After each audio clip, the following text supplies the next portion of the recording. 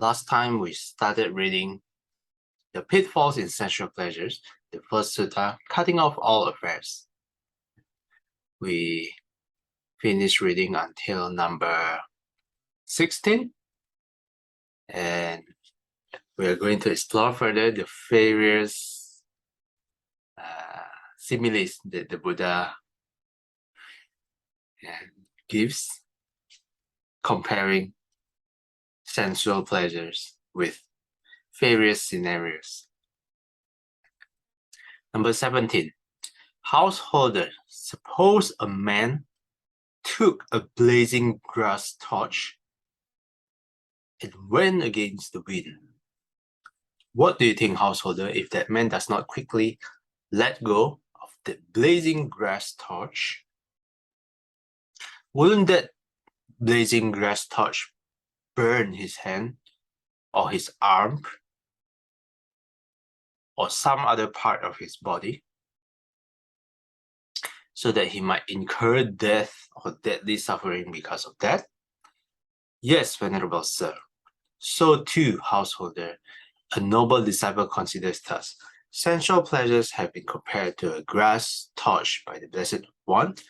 They provide much suffering and much despair, while the danger in them is still more. Having seen this thus as it really is, with proper wisdom, clinging to the carnal things of the world utterly ceases without remainder. So number 17, the simile is a blazing grass torch. So I suppose it's something like a torch where if you hold and it burns, and it will, the burning torch will, when you went against the wind, would be flaming, blazing so fast until it until the fire touches you, and then it will incur death or deadly suffering. Number 18, Sister Chaikwan, would you like to continue? Householder, suppose there were a charcoal pit, deeper than a man's height, full of glowing coals, without flame or smoke. Then a man came who wanted to live and not to die, who wanted pleasure and recoiled from pain. And two strong men seized him by both arms and dragged him toward that charcoal pit. What do you think, householder? Would that man twist his body this way and that? Yes, venerable sir. Why is that? Because that man knows that if he falls into that charcoal pit, he will incur death or deadly suffering because of that. So too, householder, a noble disciple considers this thus. Sensual pleasures have been compared to a charcoal pit by the Blessed One. They provide much suffering and much despair, while the danger in them is still more. Having seen this thus as it really is with proper wisdom, clinging to the carnal things of the world utterly ceases without remainder. Thank you. Thanks, Sister Chaikwan. On the first read, can you understand what the how is this comparable to sensual pleasures? Okay, let's take a look. There were charcoal pit full of glowing hot charcoal without flame or smoke. I mean, with or without flame or smoke, if it's glowing, it's still hot. So that's the image that the Buddha gives. A man who wanted to live, a man who is still clinging to sensual pleasures, wanted to live, but is forced by a man. Okay, a man who wanted to live, of course, most people want to live and not to die. want the pleasure and recoil from pain. But if people force him, two strong men seize him by both arms, drag him toward that charcoal pit. Can you imagine? If you're dragged by two strong men towards a glowing coals, towards a hot charcoal pit, yeah, how would you react? Of course, the imagery that the Buddha gives. Of course, the man would, violently react, twist the body this way and that way. Of course, I don't want to go near that charcoal at all. Why? Because if we fall into that charcoal pit, he will incur death or deadly suffering because of that. So how exactly that? Let's say, to see the contrast, most people will react this way. I presume most of us, if we are dragged toward a charcoal pit, we will react violently. But let's say, for example, noble disciples, if they are forced that way, how do you think they will react? They would probably not be as panicked as most of people would react, because they have realized death is inevitable. Of course, there are cases when Venerable Mahamoggallana, he was an Arahant, and then he tried to escape from the murderers, but that one is because he doesn't want the murderer to incur a heavy karma for killing an Arahant. But if you are an Arahant, whatever happened to you, you would not react, at least not react as violently as most worldlings do.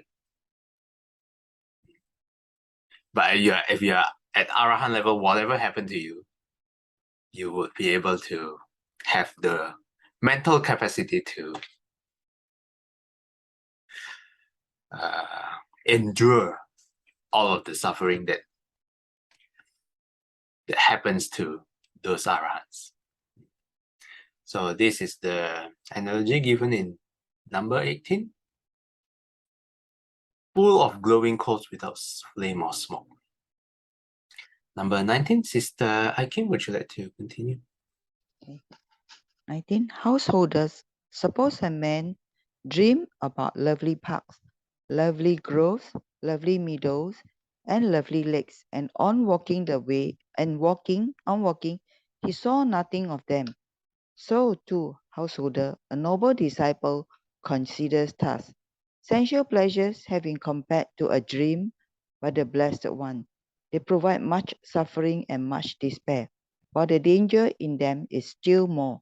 Having seen this thus as it really is, with proper wisdom, clinging to the carnal things to the world utterly ceases without remainder.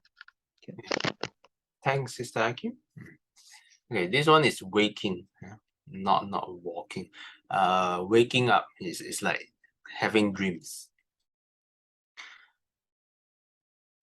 So this one is the Buddha compares a man dreaming about lovely parks, lovely groves, lovely meadows, lovely lakes. But suddenly he wakes up. Oh, there was just all a dream.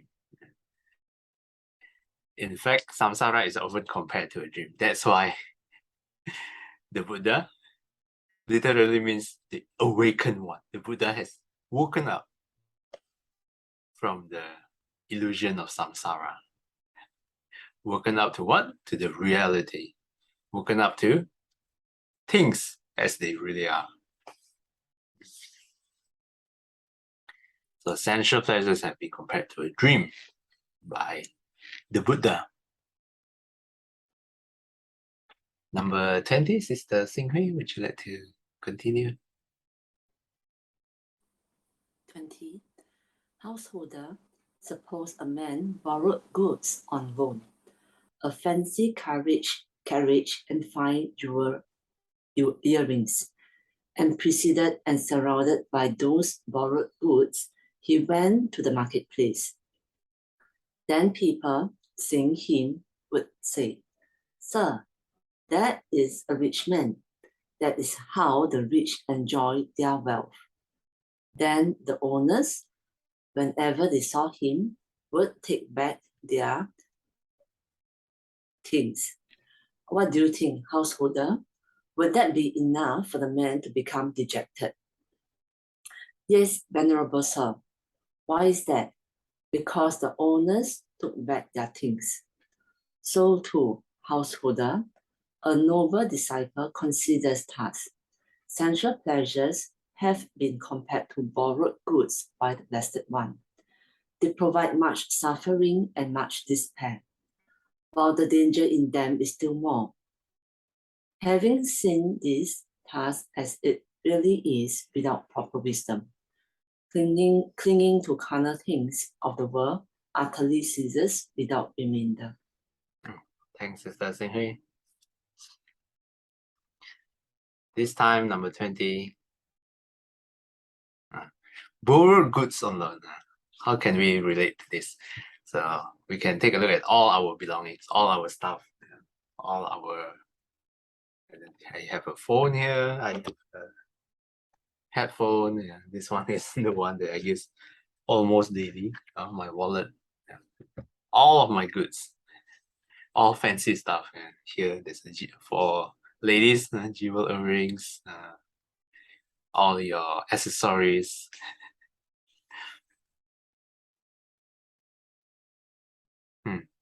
And then someday, someone claim all your stuff. This is all my stuff. I want to take back all my stuff. And then would you suffer? Would you be dejected when someone claim all your stuff? Actually, this is comparable to at the end of our life, at the point of death, all our belongings, all our worldly belongings will be taken away from us. Not just all our fancy stuff, but our own body is also taken away from us. So would we be dejected at that point? Sensual pleasures has been compared with borrowed goods. Everything we own in our life are all borrowed goods, which we will have to return upon the breakup of the body, upon death. This is a really powerful simile, I would say. I continue with number 21. Householders suppose a dense grove not far from some village or town had a fruit-laden tree, none of whose fruit had fallen to the ground. Then a man came needing fruit, seeking fruit, wandering in search of fruit. He entered the grove and saw the tree laden with fruit. Thereupon he thought, this tree is laden with fruit, but none of its fruit has fallen to the ground. I know how to climb a tree, so let me climb this tree, eat as much fruit as I want, and fill my bag. And he did so. Then the second man came needing fruit, seeking fruit, wandering in search of fruit, and taking a sharp axe. He too entered the grove and saw that tree laden with fruit. Thereupon he thought, this tree is laden with fruit, but none of its fruit has fallen to the ground. I do not know how to climb a tree. So let me cut this tree down at its root, eat as much fruit as I want, and fill my bag. And he did so. What do you think, householder, if that first man who had climbed the tree doesn't come down quickly? When the tree falls, wouldn't he break his hand or foot or some other part of his body so that he might incur death or deadly suffering because of that? Yes, venerable son. So too, householder, a noble disciple considers thus. Sensual pleasures have been compared to fruits on a tree by the Blessed One. They provide much suffering and much despair, while the danger in them is still more. Having seen this thus as it really is, with proper wisdom, he avoids the equanimity that is diversified based on diversity, and develops the equanimity that is unified based on unity. where clinging to the carnal things of the world utterly ceases without remainder. From Majjhima Nikaya 54, Potaliya Sutta. Sadhu, sadhu, sadhu.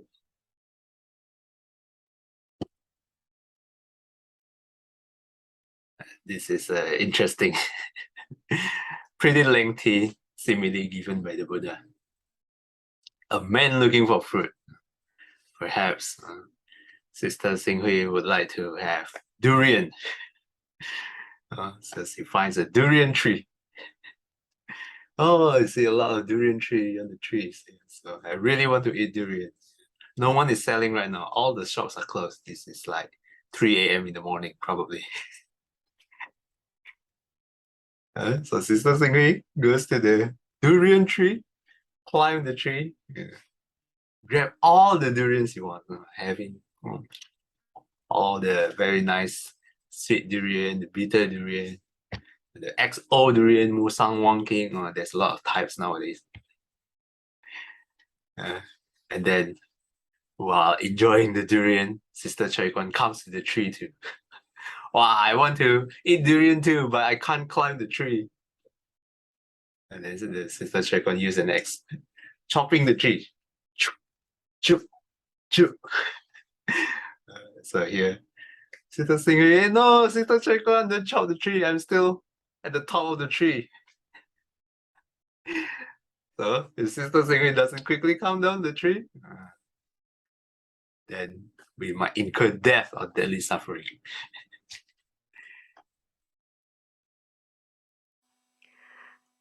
The part on the loan thing is very similar to like the current thing that people buy everything on loan, cars, house, and then if there's anything, you know, financial problem, then they'll be confiscated, taken back, auction. Then they'll feel sad. That is also, you know, for in the modern times.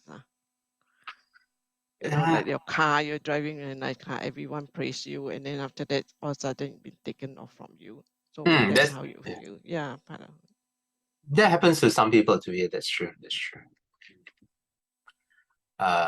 Yeah, in fact, it happened to my mom. My mom mortgaged her house, and she can't pay back.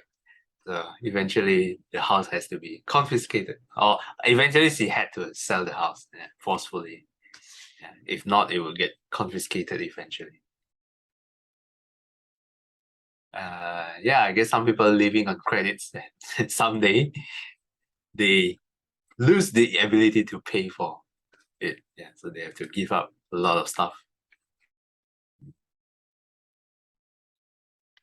Okay, yes. On the fire part where the charcoal pits, I think for the Arahant, they may just sit down there and meditate. They probably will. Yeah. They will not struggle to get away from it. They'll just sit and meditate there. They would not. That's my opinion, my thinking. Yeah. I mean, I'm not sure if they would meditate, but they would not struggle like us. Yeah. Because their mental capacity is on a whole other level to endure anything that they encounter. In fact, there's one sutta where a monk is actually meditating so deeply into the meditative states that people walking by him thought he's already dead. So they actually cremate him. Oh, this monk is already dead. And they light him on fire. But strangely enough, at least in the sutta, don't try this in real life. The monk actually, after getting out of the meditative states, doesn't seem to hurt at all by the fire. There is one sutta. So maybe next time, when I find that sutta, we can read that sutta. Okay, thanks for the comments, Sister Chaikon. Anything you would like to add? I also like the fact that you mentioned at the point 20 that everything that we have are actually borrowed goods. I've never thought of it that way. So I thought if we know that everything that we so-called have currently are just temporary, even our body, right? So that might perhaps make us less attached and be more grateful for whatever temporary things that we get to enjoy. Yeah. But the last one, I'm not very sure. Are they comparing the one who chop down the tree and the one who don't chop down the tree? I mean, what's the comparison about that? I'm not very sure. Okay. Yeah. Firstly, thanks for the first one. Yeah. And the second one, comparing it to the tree, I think it's more like when humans try to enjoy sensual pleasures, there are limited resources available in this world. Yeah. So sometimes you will see people are fighting with each other for the same sensual pleasures. Yeah. So in this case, there's the tree. Yeah, there's only one durian tree, for example, but there are two people want to get all the fruits in that tree. Yeah. So in one way or another, when there's this fight, when there's this clash with the same object of sensual pleasures, then this is where quarrel will happen and suffering will incur. I would say that's how I interpret reading this. So when I was reading, I was like, if I'm on the tree and Sister Chai Kwan wanted it, I'll say, don't need to chop the tree, I'll throw some durian down to you. Yeah, it's like, I wouldn't have like chop away the tree, you know, so that the tree will still be living and we can still have the fruit, right? Yep. So it's like, yeah, so is then really cutting down the tree better? So we don't have sensual pleasure. That's a very good example. Yes. Ideally, of course, if you can share what you have with others generously, and you don't have to, hog all the worldly stuff to yourself and share with others when others want it, of course, that would be the most ideal scenario. But in reality, do most people do that? Just take a look at the current war, Russia and Ukraine. Yeah. There's only such a limited resources of land. Yeah. Then if let's say Ukraine just say, oh, Russia, okay, you can just take my land. Yeah, I have a lot of land. You can take all my land and then share. We can share this land together. Then the war would not have occurred at all. Yeah? If people can generously share things with others, of course, that would be the most ideal scenario. But in reality, when greed take over, most people are not so willing to share. So, okay, let's not go so far as the war happening right now. But how about our own shelter, our own house? Yeah? Would we share our house with all those a little bit of homeless people in Singapore? Would we like, hey, you don't have a shelter, you don't have a home, you want to stay at my place? Usually most of us would not be so welcome, right, to strangers. I even talked to some of my local friends that they actually have I think it's ITBW rooms. Yeah, they are only a couple, they don't have kids, but they have like 4 or 5 rooms. Then I say, why don't you rent out your rooms so you can get extra income? And they told me, oh, we don't like to share. We don't like to share space with others. But even not to rent, not to give to the homeless people free stay. Even sharing to rent it out, most people are not willing to rent out their space. So that is how I would say the tree analogies, the fruit-laden tree analogies work. What do you think?